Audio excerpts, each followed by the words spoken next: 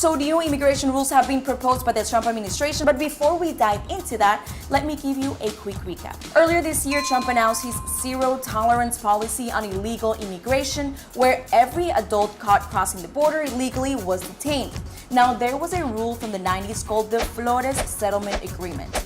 The agreement stated that kids cannot stay in detention centers for more than 20 days. So at each administration's discretion, they have bent the rules maybe a little bit by either detaining families together or making exceptions for those adults detained that were traveling with kids. So at first, Trump was like, okay, we're detaining families, splitting many of them, as you know. He got butchered and therefore commenced. So what's happening now? They were like, we still have to stop incentivizing families to cross the border.